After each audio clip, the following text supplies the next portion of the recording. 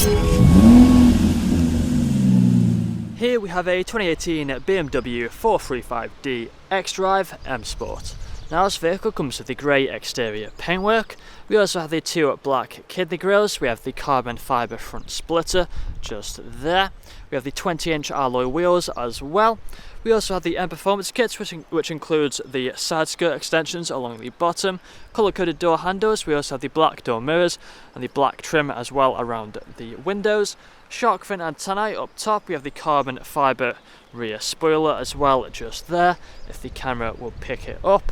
We also have front and rear parking sensors with a visual display inside.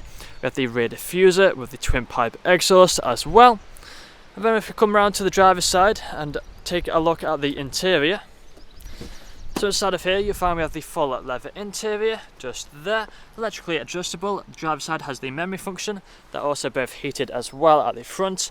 We have the two seats at the back, both which have the fixed ISO points, the full leather. We have the foldable armrest as well in the centre. On the doors you find the electric mirrors and also the electric windows. We have the auto lights and the auto wipers, a multifunctional steering wheel with paddle shifters on either side. If we take a seat inside you find we have the dashboard just there.